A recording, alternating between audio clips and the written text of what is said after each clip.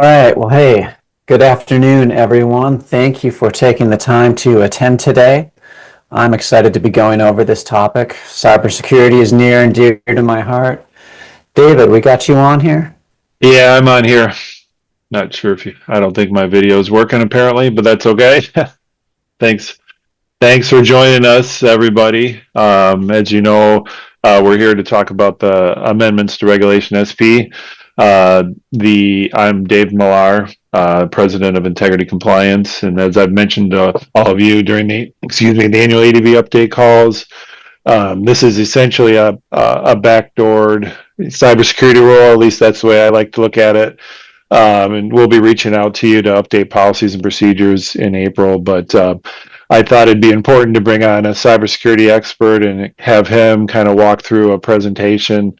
So I had met Jonathan Addington back last fall. He is CEO of CyberSecureRIA.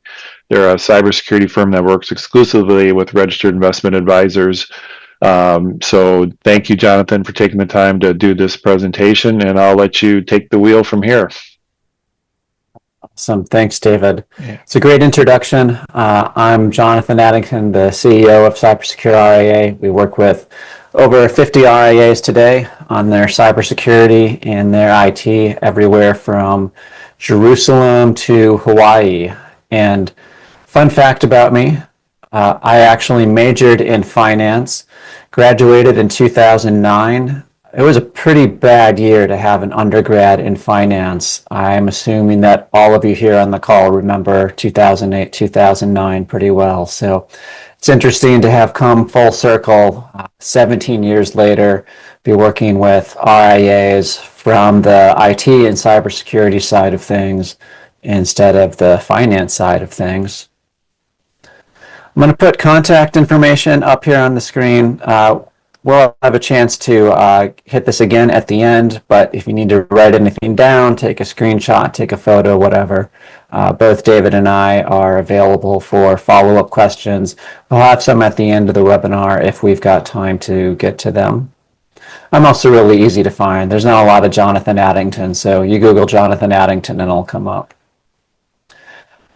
Here's our roadmap for today. We're going to put Regulation SP in its broader context, go over why the SEC amended the rule in the first place, what the new written requirements are under Reg SP, what the vendor oversight program looks like, what it means to develop a cyber program that's ready for it, and then go over practical next steps and Q&A if we've got time for it. The obligatory disclaimer, I'm not a lawyer, and the SEC regulations as written are very descriptive. They're not prescriptive. You've got to do this, that, or the other, as much as we all would like the prescriptive option. For the sake of comprehension, there are some things I'm going to present here as if they're required, just because there's not really a good way to do it as a small RIA other than the way I suggest. I'll also lean on the best practices from the cybersecurity industry, what's been developed here over the last 20, 25 years. But I'm not a lawyer. I don't work for the SEC.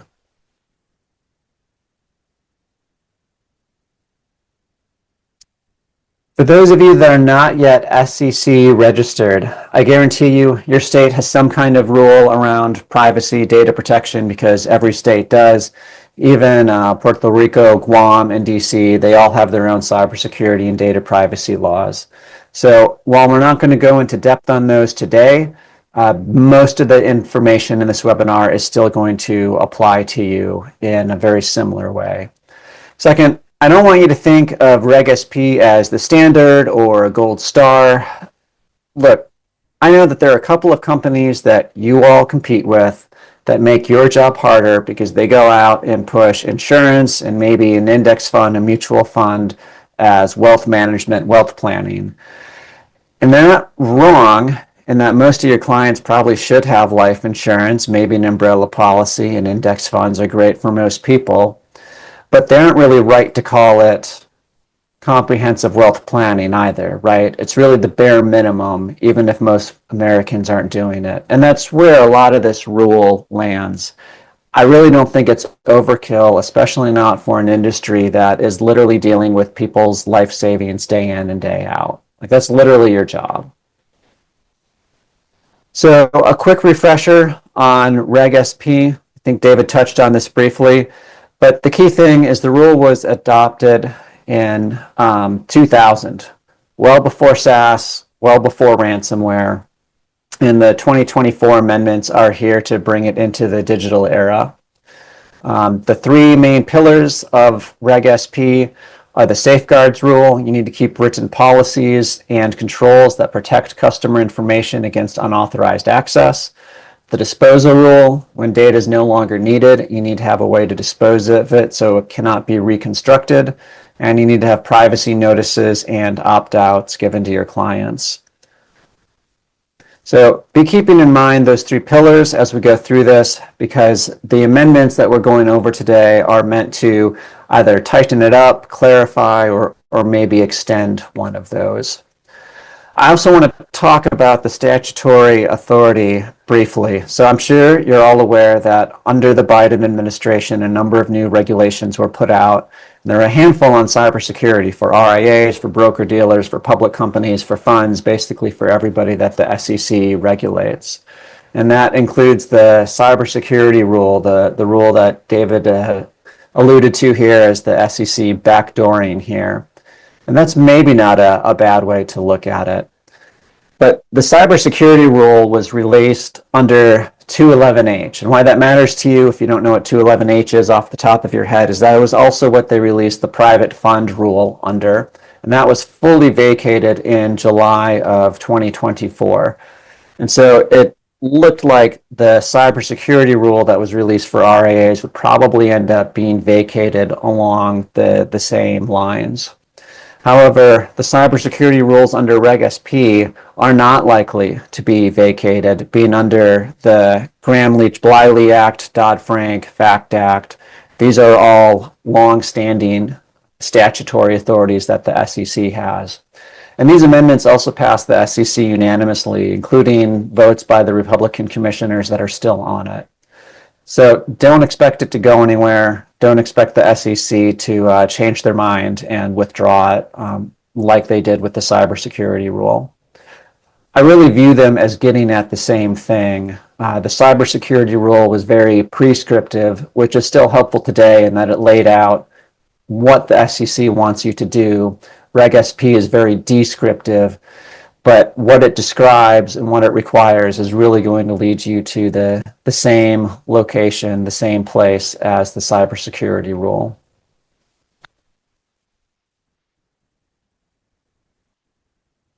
So why do the amendments now? Well, said this came out originally in 2000 before there was Microsoft 365. There was no Salesforce. There was essentially no cloud storage. And the SEC explicitly says that the rule had to catch up with the expanded use of technology and the corresponding risks that emerged over the last 26 years. The breach math is headed the wrong way. Ransomware, business email compromises, they're hitting advisory firms harder every year. I know we're seeing it in our firm here. And the commission highlights the frequency and the severity of those incidents across financial services. So modernizing the rule is meant to let exam staff hold advisors to a standard that matches today's threat level. The 30-day clock that we're going to talk about also finally brings some predictability. Earlier versions of Reg S-P never spelled out how quickly customers had to be notified in the event of a breach.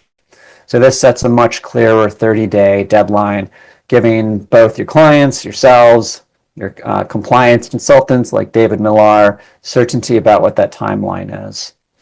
And, finally, supply chain is the new soft underbelly. When Reg S-P was born, you controlled your own servers. You largely controlled your own emails and files. They were on your computers. But now all of that data lives in third-party portals. For a typical RIA, it's your custodian, it's your CRM, it's your portfolio management, it's your client portal. You've got apps all over the place.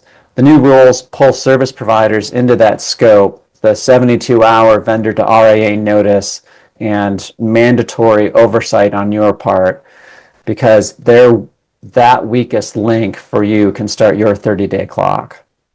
So the bottom line is this can feel like security theater. It's not. It really mirrors how attacks work today. So key changes at a glance, the 30,000-foot view. I'll touch on these quickly because we're going to unpack them in more details in later slides. First is the incident response requirement.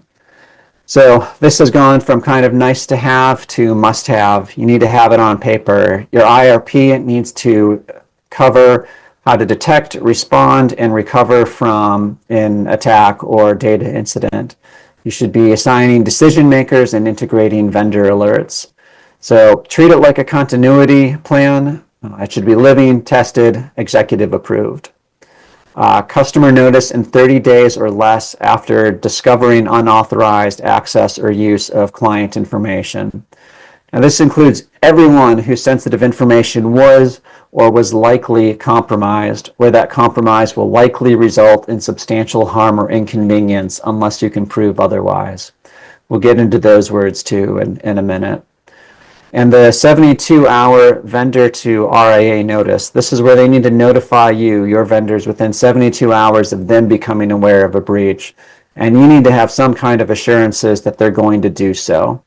Their trigger is actually more sensitive than yours. They need to notify you if they have any unauthorized access to any of their systems that have access to sensitive data on your clients, even if there's not reason to believe that that data was accessed. And that's going to start your 30-day countdown. The definition of sensitive customer information under this is very broad. And of course, you need to keep all of this for 5 years because that's what the SEC wants you to do with everything.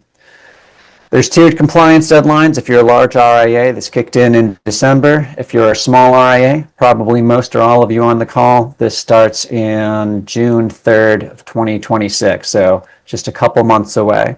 It is nice that the SEC recognized that smaller firms might need some more time to implement this than larger firms, especially if you didn't have compliance professionals like David as part of your firm already. So let's go over the customer notification essentials. I'm afraid that we're going to have to start with some definitions, as much fun as those are, so that you can understand the rest of the regulation. I'll make this as simple as possible. Surprisingly, the SEC didn't leave it very simple. So here's some of the actual language of the rule. I'm going to highlight first sensitive customer information. So what does that mean? Sensitive customer information, or SCI, this is one of the key terms that drives the new notification requirement. And it is any element of customer information that alone or combined with other data could create a reasonably likely risk of substantial harm or inconvenience if compromised. It's the SEC's language. It excludes public information. And so the rule lists out some specific types of data that qualify as SCI. A lot of that is stuff you already know: social security number, driver's licenses, IDs, passports, biometrics. Now, you're probably thinking, I don't collect biometrics on any of my clients, and that's mostly true, but your vendors might be. There's actually active litigation right now arguing that speaker separation and the types of note takers that you all use that's based off of voice prints counts as biometric collection. There's a class action filed against Microsoft, another lawsuit in Illinois.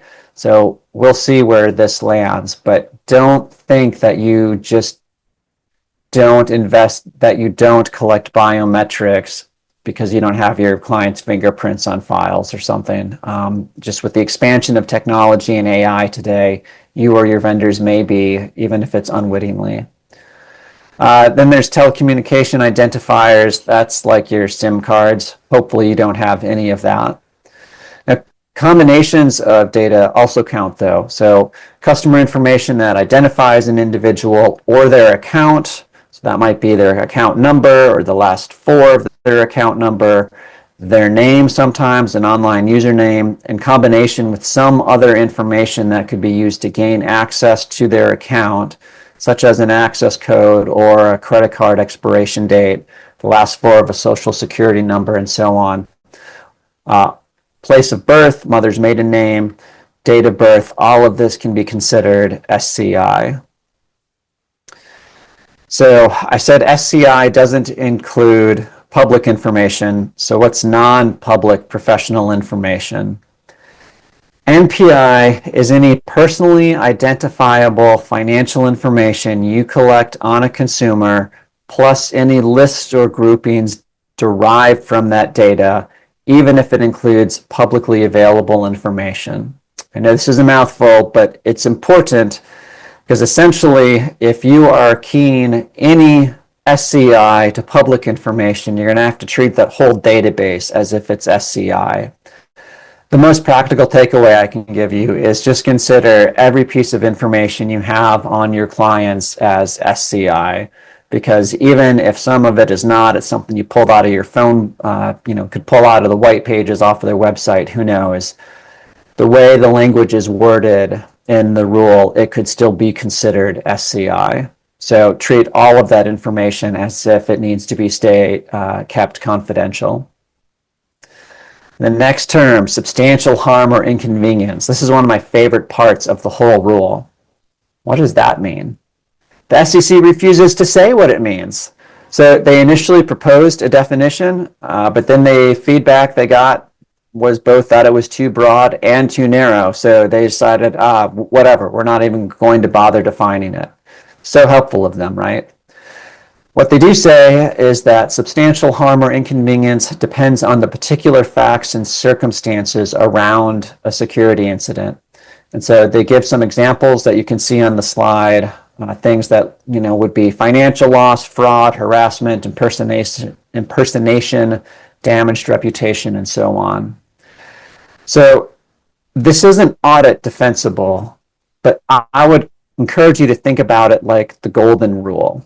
It's a helpful mental model, and I'm going to come back to this a couple times. If this information got out and it was yours, would you consider it a significant hassle? If so, then it's probably substantial harm or inconvenience.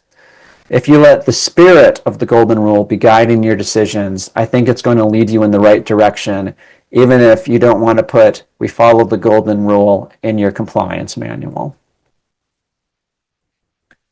So what do you need to do for notification under the new amendments? First, who would be every natural person, so that's human beings, doesn't include companies or funds or nonprofits, whose sensitive information was or was likely to have been accessed and will likely result in substantial harm or inconvenience. When? As soon as practicable, not more than 30 days after becoming aware of the incident. So not 30 days after you concluded an investigation, not 30 days after you found out that it happened for real, 30 days after you became aware that the information was or likely was accessed. And the liability is always going to stay with you. Now, I know some of that is just old news, but I think it's easy to think that you are somehow delegating liability to your vendors, especially your cloud vendors, Microsoft, Salesforce, Box, Wealthbox, eMoney, what have you. But as always, that responsibility stays with you even when you're working with a giant cloud vendor. Accessed without authorization. So this is really a hairpin trigger because under the rule, any unauthorized access triggers your incident response program. There's not a caveat around this. It doesn't say if a hacker got it. It doesn't say if a bad guy got it. It says if it was accessed or used without authorization. So that means any unauthorized access is technically going to be a trigger. So if you give your summer intern too much access to client files, technically this is going to trigger your IRP. This doesn't mean that you're going to have to go notify all of your clients because of the intern, but you are going to want to document it and conduct a reasonable investigation to determine that it is not going to result in substantial harm or inconvenience. Second, virtually any security incident at any of your vendors is going to trigger your IRP. they need to let you know within 72 hours. And this standard is stricter for them than for you. And you can expect that this is going to be a pain for you to deal with, because you are going to have vendors who are notifying you about incidents that may or may not end up being an issue, but they have no concrete information at the time they need to give you notification. And then finally, it's your duty to notify your clients if that information was accessed or was likely accessed without authorization and is likely to lead to substantial harm or inconvenience. That is such a mouthful. I cannot tell you how long I spent staring at the rule, trying to pull all of these words apart to see exactly what they meant. So here's the plain English version for you. I'm going to call it the 3P rule. If there probably was a security incident that will probably cause clients problems, then you need to notify.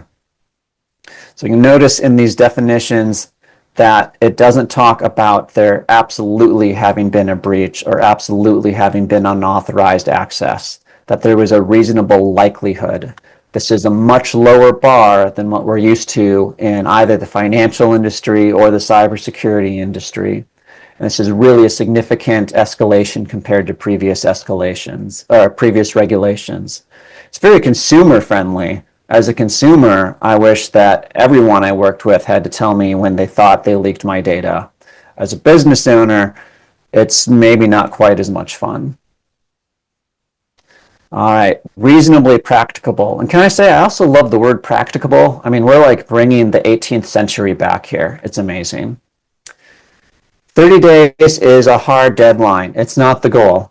The goal is for you to notify clients as soon as you practically can do so if there was an event. And we absolutely expect to see our RIAs end up with deficiencies on audits because they unnecessarily delayed notifications to clients. There's going to be a fine line here between over notifications, so sending out notifications with information that might change, or slow rolling the notifications. Remember, you can always send out more information later. And to come back to this, look, by now all of us have had our data stolen from a breach or upstream vendor. Target, Home Depot, Equifax, the federal government. I encourage you to be thinking about how you felt when you found out that someone had let your data be breached, and how you judged that company's trustworthiness based on their response to the breach. Your clients probably like you, right? Otherwise, they wouldn't be doing business with you. They probably trust you. Otherwise, they wouldn't be giving you tens, hundreds, or millions of dollars to manage and invest. They're going to have sympathy for you if you've got a security incident because they like you and they know that it's going to happen to just about everybody. But it's really going to be your ability to respond quickly and thoroughly in a transparent and trustworthy manner that determines whether a security incident at your firm or one of your vendors builds trust or breaks trust. Again, it's the golden rule. Now, I also want to talk here about the SEC's default position when it comes to security incident, and that is assume breach. The amendments have made it crystal clear that on any security incident, the SEC is going to assume that SCI was accessed or used without authorization if it was in the system that was accessed, unless you are able to prove otherwise. And this is, again, a significant shift from previous practice. As proposed, if an incident of unauthorized access or use of SCI occurred or likely occurred, and a covered institution, you, is unable to identify which specific individual's SCI was accessed or likely was accessed, then you need to provide notice to all of the individuals whose information was in that system. As an RIA, it means that the burden of proof is on you, and you're going to have to present clear evidence that the data remained uncompromised to avoid customer notifications. That's going to mean that you have to have robust logging and monitoring in place, or show that the compromise is unlikely to lead to substantial harm or inconvenience. If your audit trails or vendor attestations are missing or they're inconclusive, the safe and compliant path is going to be to notify consumers. Now, as part of this, I also highly recommend that you have a decision tree put into your compliance manual or written down somewhere ahead of time. And it should have clear escalators and de-escalations. So you need to know how to escalate up when evidence is unavailable, if it's ambiguous, if you're not sure what happened, but also show how you're going to de-escalate when forensics can show conclusively that there wasn't exposure. And be thinking about how you're going to do this with your vendors too, especially if they notify you 72 hours in, they say, hey, our database was accessed, we don't know what was accessed in it yet. What are you going to do? How long are you going to wait before deciding whether or not to notify clients? Having this documented, I think, is going to make a huge difference in whether or not deficiencies are found for you later on after an incident. That you have had some kind of a matrix ahead of time that says, under these circumstances, we're going to treat it as a notifiable incident. Under these other ones, we don't have reason to believe that the data was accessed or that it will lead to substantial harm or inconvenience. I think that ends up being how you defend your choice, especially when you chose to de-escalate. Finally, logging and monitoring. This is going to pay back so much, huge ROI, having robust endpoint logging, SIEM telemetry, if that makes sense for you, and preferably having some kind of contractual language that says your vendors are going to be logging everything and they're going to give you reasonable access to reasonable information if they've got an event. So to dig into this presumption, first, what this means with access to a system. So it means that if an attacker gets in or likely got in, if you cannot show what was accessed, you have to assume that everything was accessed. So a concrete example, say one of your advisors gets phished. The attacker is in for 8 hours before you catch them. You've got a SharePoint that has information for 150 different clients, maybe financial plans that have social security numbers, account numbers, tax returns, insurance policies, something. You've got audit logs from Microsoft, but you're on a plan with Microsoft where it only says something about unusual sign-in activity, doesn't tell you what files were accessed by whom, by when. The result is going to be you have to notify everybody, even though the attacker probably was only trying to target high net worth clients or harvesting email accounts or trying to get you to commit wire fraud, fraudulent wire transfer. Because you can't show that, and that advisor's account had access to so much, you are notifying everybody that their information may have been accessed. So here's a counter example. Same advisor gets phished, but in this case, you've got robust logs in place. You've got maybe a Microsoft E5 plan, and you can show conclusively that the bad guy only accessed the inbox and the sent folder, never got into any SharePoint files. Again, maybe they were just trying to work on scamming somebody out of $100,000. You can show, if you can show that no SCI was accessed, then there's no notification. Or maybe they got, I don't know, to 5 or 10 people. There's notification to those 5 or 10 people and not all of your clients.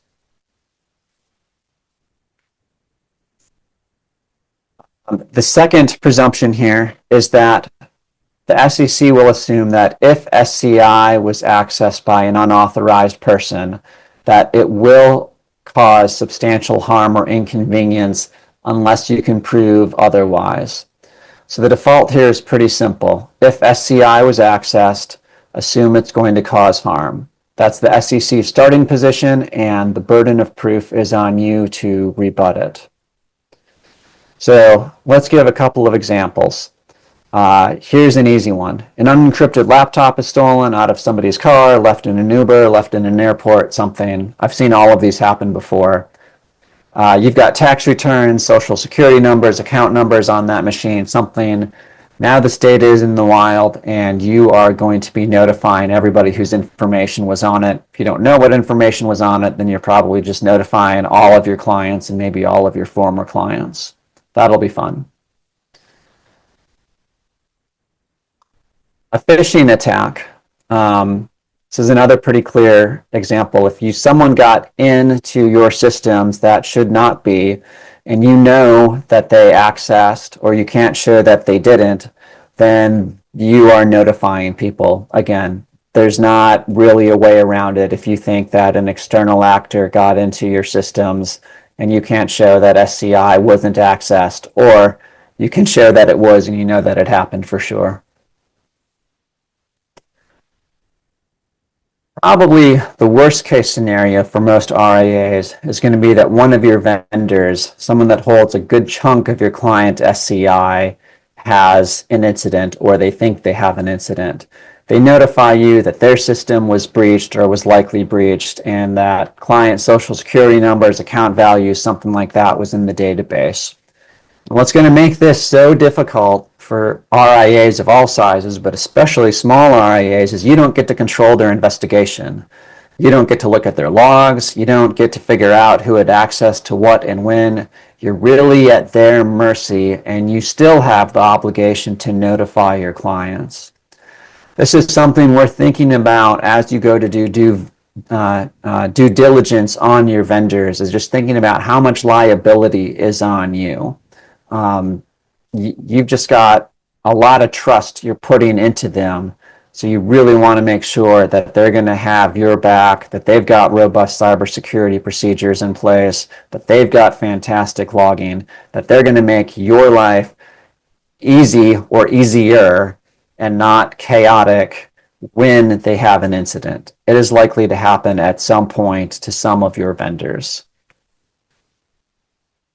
So let's give a couple of counter examples where you might be able to avoid notification. An administrative assistant accidentally emails a client list to the wrong internal team member. That recipient reports it. You verify that the email is deleted, that it was never forwarded to someone else, it never left your organization. This is a reasonable investigation that shows there's not likely to be substantial harm. It's internal. There's no exfiltration, immediate remediation. You're not going to have to notify. You're still going to have to document. This still technically tripped your incident response program, but this is where if you had a good de-escalation procedure in place built out ahead of time, it's going to be essentially a nothing burger. It's going to take you 30 or 45 minutes to properly document and to please remind that administrative assistant to not do that again. Or let's talk about that stolen laptop again, but this time it's been securely encrypted with BitLocker or File Vault for Macs. It had a strong password. It was not password 123. It's not like the last four of their cell phone number or something. In this case, this is essentially proving that the hardware is encrypted in a way that attackers can't access the data. The only catch is you're really going to want to be able to prove that it was encrypted. A pinky promise isn't going to cut it. You're going to need some kind of documentation, MDM policies, something that can show an auditor or examiner that yes, this device was encrypted when it was stolen. We had policies in place to make sure that it was encrypted and so on.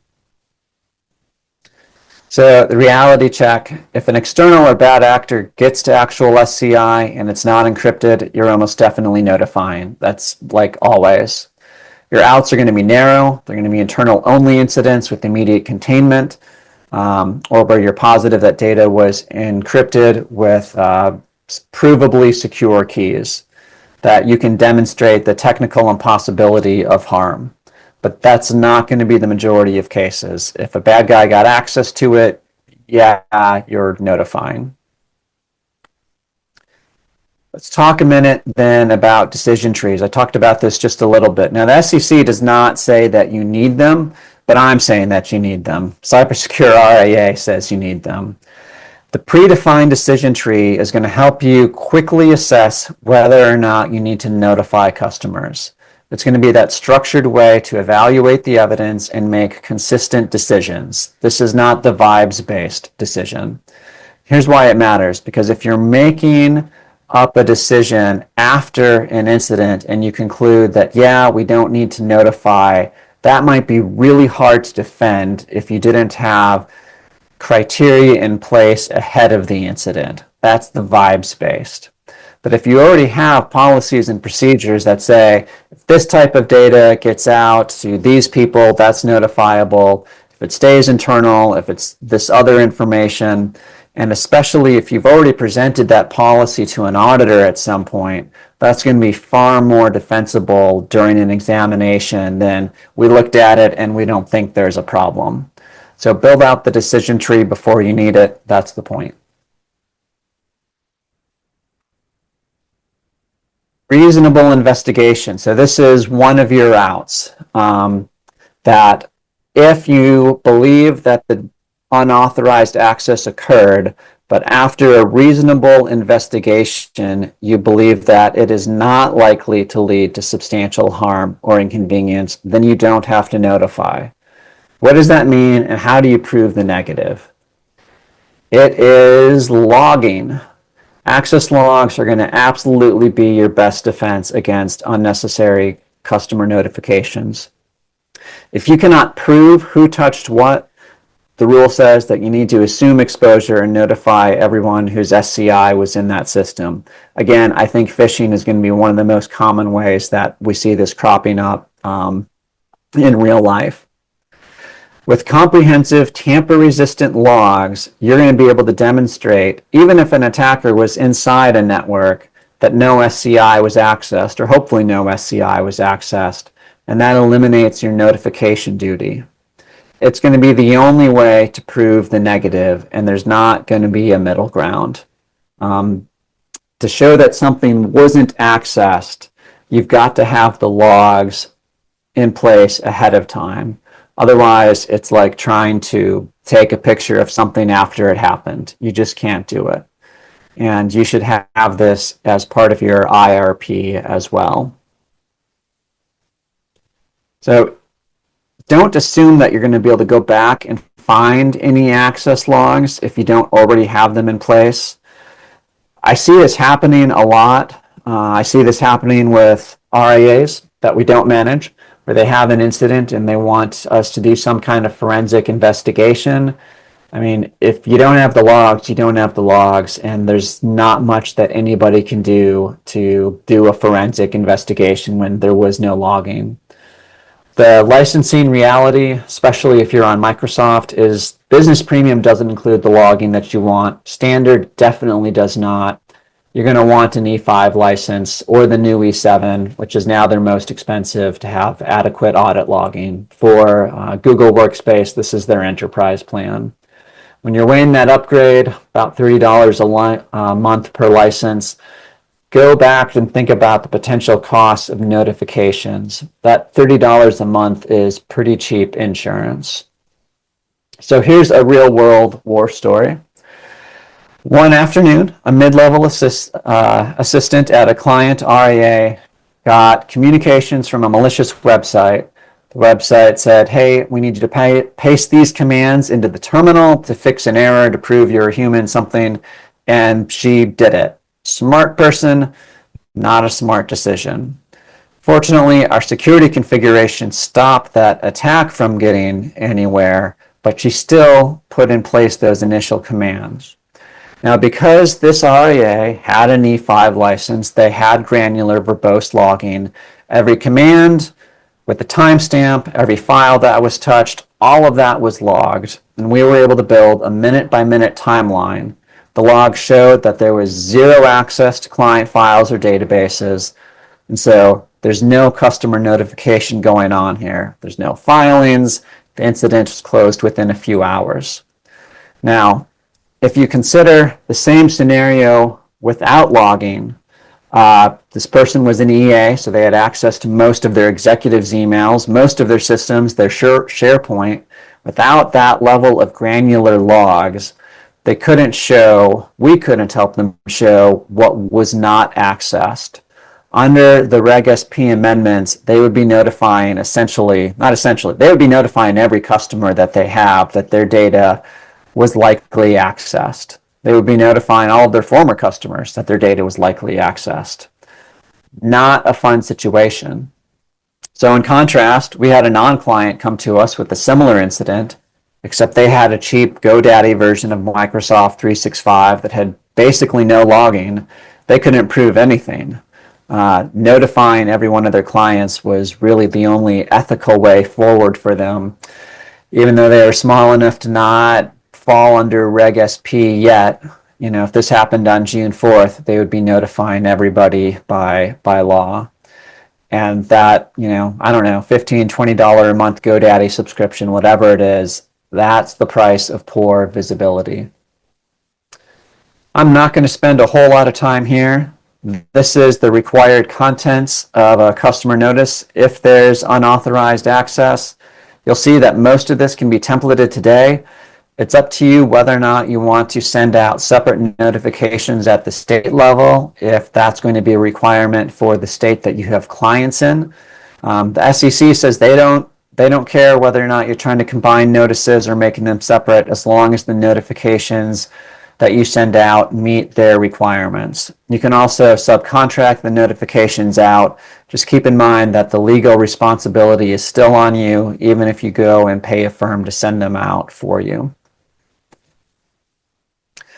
I want to talk just briefly about how much breaches cost. Now, I am not trying to come here and sow fear, uncertainty, and doubt on the cost side. There's been a lot of that coming from the cybersecurity industry for the last 10 years, saying it's going to cost you $1 billion if there's an incident. So let's take a look at the 2025 IBM data breach report. So this is published annually by IBM. It's not marketing FUD. It's based on actual data from 600 real breaches studied between March of 24 and February of 2025. The average cost of a breach in the United States hit a high of $10 million. And for customer PII, so SCI specifically, the information you have on your clients, that is going to be about $160 per record. So you can go ahead and do the math for your firm. 200 clients at $160 a record, that's something like $32,000 in direct costs. And that is before legal, regulatory filings, other things. 32% of breaches in the study resulted in fines, and nearly half of those were over $100,000. I don't think that's likely for most of you, to be honest. I do think that it's going to still cost you a lot of money, and it's not going to be fun when you have an examination. So when you're looking at that Microsoft license upgrade, or you're looking at that Google Workspace Enterprise license, when you're looking at the cost of that annual pen test and going, is it worth it? Come back and think about this slide and this cost. So this is, again, a table. I'm just trying to show you where these different costs come in, both how much it costs to prevent the notifications, hopefully, and what it would cost you in the event of a breach. And I don't think the math is even close. When you're presenting investment options to your clients, you'll normally show them some pros and cons, some risk trade-offs. Here's the possible ROI. Most of you are going to let your clients make the final decision. On this side too, on the licensing, I'm saying this is your final decision. It's not mine, but I think the ROI is really clear that it's just worth ponying up and paying Microsoft the extra $30 a month or whatever it is. Not going to spend a whole lot of time on this. I've alluded to it. Just again, remember that every state, every U.S. territory has their own laws. Reg S-P does not override this, all right? So if you've got a state law that you're under its jurisdiction, and that is typically based on clients you have in that state, not whether you've got an office in it, that this does not change your liability or requirements under those state laws. It only adds to them. The SEC tries to harmonize that a little bit, but I don't think it does a great job. And so that's just going to increase complexity. The more states you're in, the higher this might drive compliance and legal fees. Definitely the higher it's going to cause legal fees if there's a breach. All right, service provider oversight, vendor due diligence. This is another fun one, right? How many of you love reading SOC 2 Type 2 reports? Go ahead and raise your hand. I'm sure that all of them are going up. So the SEC's message here is pretty clear. Your vendors are an extension of your firm's security perimeter. And today you need documented policies for how you vet, contract with, and continuously oversee all of your third-party service providers who handle client information. And again, going back to one of the earlier slides, what is SCI? I would assume that anybody that's got access to any of your client information has access to what can be considered SCI.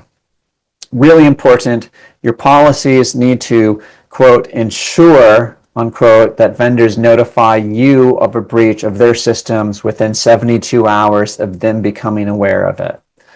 That rapid alert is vital, and it starts your firm's 30-day countdown before you have to notify your clients. Now, the SEC does not require that you have a contract with your clients or with your vendors where they promise that 72-hour notification. I think that you ought to have it as a contract, as a contractual promise, or at the very least, get it in writing from them. If they are not willing to rewrite your contract at this point, at least get them to put it into an email somewhere that says, yes, we're going to follow the Reg S-P guidelines, and we will notify you within 72 hours of becoming aware of an incident or a potential security incident. Make sure that they say it in those words. That is going to absolutely be necessary. It's going to be super necessary if there is an event. I personally would not want to be hunting for that email after one of my vendors had a security incident. I'd want to know where it was. If you use, I don't know, Smart RIA, another compliance platform, when you get that email from them, when you get that contract, go ahead and put it with the rest of those documents. Now, the other thing I want to remind you of is that this notice starts your IRP, no matter what. All right, so your IRP may have a good de-escalator to make it clear that if it's clear that SCI wasn't accessed on one of your vendors, you're able to document it and move on, but you still need to be doing something after you get this notice from your vendors. So your actionable takeaway, review your vendor agreements, update your internal policies now to ensure that robust due diligence, ongoing monitoring, and that 72-hour breach notifications are all in there. All right, I'm going to skip past this. We've gone over this a little bit. This is an important one. Don't assume that your industry vendors are ready. It's really tempting, I know, to assume that all these vendors, they work with RIAs, they know about them, they're ready for them, but in my personal experience, that's a poor assumption. So first, even large RIAs that we've talked to have trouble getting traction with some industry vendors. You know who some of them are already, the ones that you can never find a human at, much less get an updated copy of a contract. In October, I had a chance to speak to a couple dozen industry vendors. You would know a lot of their names, and some of you are absolutely using them. The majority of them were not ready at all for Reg S-P. A number of them were not even aware of the changes that were coming. I was shocked, to be honest. So this is just to enforce the point. You cannot assume that just because your vendors niche in RIAs that they're prepared for this, much less that they've given you the guarantees that you require, especially around that notice. Record-keeping requirements. You got to keep all of your updated policies and procedures, including safeguards, incident response, vendor oversight, any incidents that did happen. All right. So make sure you document every time that IRP was activated. It's going to include details of how you detected the unauthorized access, your response actions, your recovery efforts. For every notification decision that you have, whether you did or did not notify customers, you are going to need to have written justification. If you did notify them, make sure that you've got a copy of every single notification that went out. And finally, make sure that you're retaining those vendor oversight artifacts. So those emails, those SOC 2 reports, maybe the cybersecurity questionnaires they filled out on your behalf. Whatever you did, make sure that you're keeping all of that in a place that's easy to get to. Of course, retain it for 5 years, first 2 years, readily accessible, standard SEC language. Now, I will say the one upside to the rule coming online right now, even though any incident is going to trigger your IRP, is that the current SEC chair has publicly stated that he wants to focus on instances of actual harm, not paperwork blunders. And I think this is a great change from the previous SEC chair. But at the same time, what's crucial to remember is that in another 2.5, 3 years, that focus could change all over again. And that is going to be within a look back window. It's definitely within the 5 years that you need to be keeping records. So just because the current SEC regime isn't going to go after you because your intern accessed information that they shouldn't have or something, does not mean that the next SEC commission will not. Now, I hope they will not, but your safe way out is to document it. Your incident response program. All right, this really could be its own webinar, so I'm going to move through this pretty quickly. This is no longer a nice to have, it's mandatory. Got to have it written for every SEC RIA, and again, most states have similar regulations on the books. So at a minimum, you need to have 4 things in it. Detect, how would you know if something happened? Respond, how are you going to contain it, eradicate it? How are you going to assess the scope? Recover, how do you restore services from clean backups and fortify your controls? Document, rationale for every decision retained for 5 years. I think I've beaten that dead horse, but I'll probably keep beating it. Have that rationale written out ahead of time. I want to talk for a quick moment about something that people don't think about often, and that's data divergence during the recovery. So let's say you've got an incident, you've got a clean backup, but that backup is not getting updated while you're dealing with the incident, right? So you still need to be processing new information, incoming information, while you were in the middle of a recovery from an incident. And that can take hours, days, a couple of weeks. So now that backup is kind of going off this way. It's old information while you're collecting new information on this other track. And at some point, you need to bring those things back together. Just know that that is difficult to do in practice, and to be considering that as you're running any tabletop exercises, as you're writing out your IRP, as you're thinking about what would it take to actually respond to an incident. And of course, remember that the trigger is as soon as any unauthorized access has occurred or is reasonably likely to have occurred. That is such a low threshold. All right, linking that incident response program to a cybersecurity program. So this is something else that could be its own webinar. I'm not going to go into the details of all of these technical controls today. You don't want to hear about all of them anyways after 53 minutes of SEC regulations. I do think that this is the minimum for most RIAs. How deeply you implement some of it ought to change based on the size, complexity, maturity of your organization, based on the type and amount of data that you have. But, you know, the information that's on here, having a firewall in place, having secure network access when you're working from Panera or from Delta Wi-Fi at 35,000 feet, backing up your cloud data, not just data on the server that you probably no longer have, having not just standard antivirus, having EDR in place. Like, this is pretty standard stuff at this point. If your clients knew what industry standard was in the cybersecurity world and found out that you weren't doing it after an incident, that's not going to be a fun conversation. If there's an incident, and they find out that you were really doing everything best of breed, best in class, that you were following, at the very least, industry standards, that's going to be a whole lot easier to get through. All right, so what are some next steps for small RIAs? So first, take stock. Don't assume that you're fully compliant just because you've got a general security policy. Print out the new rule or use the checklist we're going to send out and map your current policies, procedures, controls against each line item of the amended Regulation SP.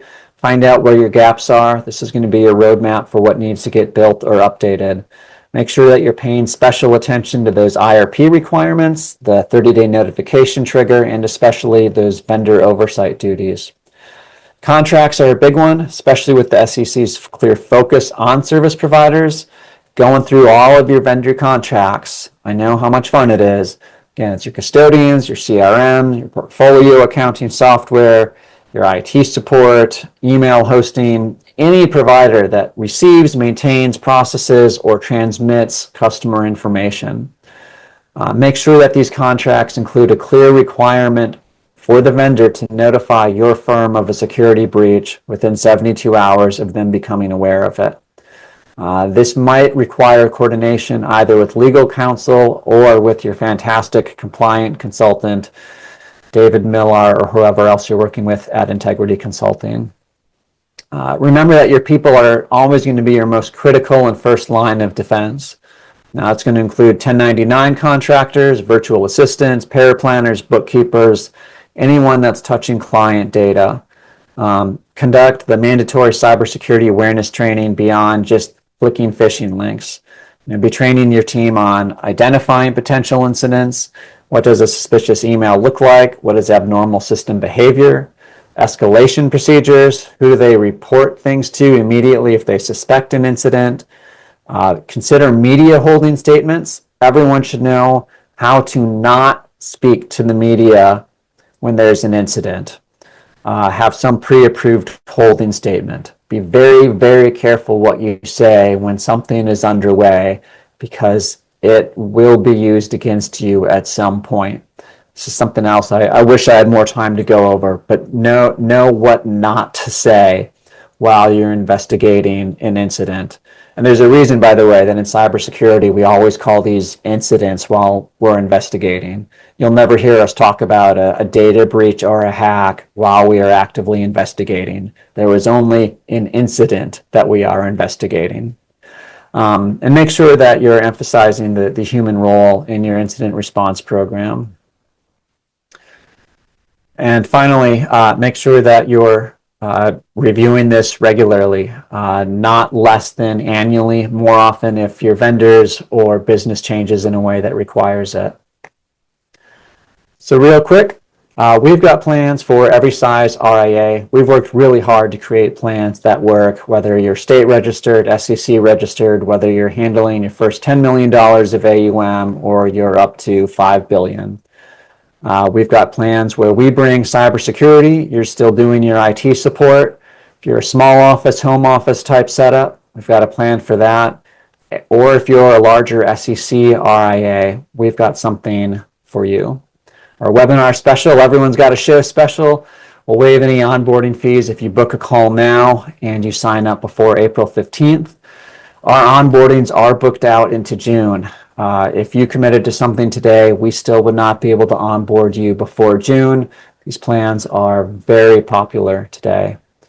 I will send out this link, or Olivia will send out this link after the webinar as well, but this is where you can book a call. We'll also send out a link to the checklist and the webinar replay. We've got a very comprehensive checklist with the things that you need to do to make sure that you're compliant with the Reg S-P changes. All right, this is a lot that we've covered. It's going to be a lot to take in. Remember that the SEC is serious about this now. I know that they've said a lot of stuff in the past that they haven't always enforced. They haven't always had the internal knowledge on how to enforce it, what questions to ask. It's clear that that's changing. They also have experience now having regulated public companies with cybersecurity for 2-3 years, something like that. I don't think that every auditor on staff has substantial cybersecurity knowledge, but they definitely have some internal expertise on it now. Here's contact information again for questions. I have not had a chance to check on the Q&A at all throughout. If you've got any questions, you can feel free to raise your hand now. And I've got a couple of minutes. And David, if you've got anything to wrap up, go ahead. No, I think you covered everything. I just everybody on one of our ongoing programs will be reaching out to you to help with the policies and procedures. But obviously, feel free to reach out to Jonathan with to check him out and with any cybersecurity related questions. But yeah, no, I really appreciate you taking the time to do the presentation. There is a lot to unpack with that with the new rule. It's very granular, so I think there's a lot to unpack. Yeah. Yeah, and then I think the only question we have is we'll make the replay available. But you had mentioned that there'll be a link to the replay, like you could watch it in one of the emails coming out. So we'll get a replay available up either later today or tomorrow. And okay. I think Yvonne had a question as well. Just really quickly, I was looking at the plans and everything, and it said we keep our IT service provider in place, and you just enhance that. Is what I'm understanding? So we can play with all sorts of different situations here. If you have an IT provider you love, but you're looking for someone with RIA expertise on cybersecurity and cybersecurity compliance, we can do that. If you're not in love with your IT provider and are looking to make a change completely, then we can handle all of your IT as well. Okay, that's great to know. Yeah, I love my team, so good to know. Thank you. You're welcome. All right, well, that's all the questions we've got in the chat. Thank you to everyone for staying on. I think all but 2 people stayed on during the entire webinar, which is probably some kind of world record for compliance. No, I think so too. We'll be talking to you again soon. Thanks, Jonathan. Thanks, everybody. Thanks, David. Bye. Thank you. Bye-bye.